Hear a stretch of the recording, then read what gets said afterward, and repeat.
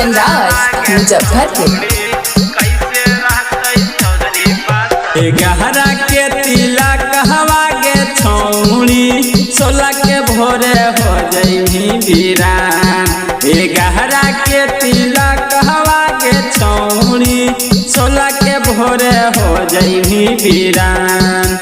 जइही ससुरवा गे छौड़ी कैसे रहतै चौधरी पासवान। जइही ससुरवा गे छौड़ी कैसे रहतै चौधरी पासवान। याद आबौ मिलल गे छौड़ी रोजे रोज बसरिया के यार। याद आबौ मिलल गे छौड़ी रोजे रोज बसरिया के यार।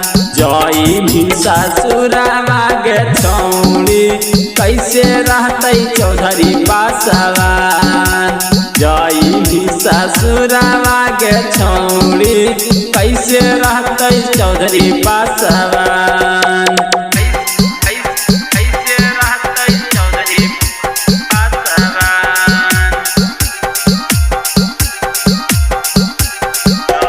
डीजे कंचन राज मुजफ्फरपुर। केवट जी के लहंगा पहन के जइही ससुराल गे। तोरा बिना छतिया पीट के रोबौ चौधरी आगे। केवट जी के लहंगा पहन के जइही ससुराल गे। तोरा बिना छतिया पीट के रोबौ चौधरी आगे। बसवन जी के बसहलौ छौड़ी गे सब दिना तोरे में परान।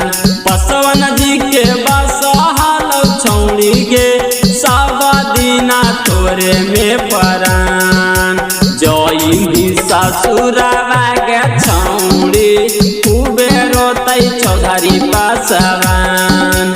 जइही ससुरवा गे छौड़ी खूबे रोतै चौधरी पासवान।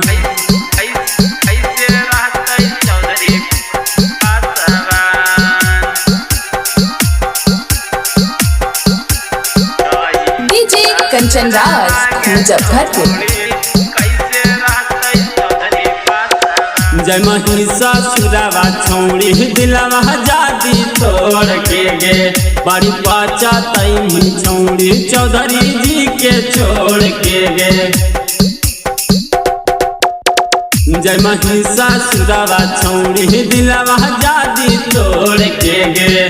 बड़ी पचतैही छौड़ी चौधरी जी के छोड़ के गे। नीतीश दीवाना कह छौड़ी गे संतोष सिंगर के बातिया ले मान।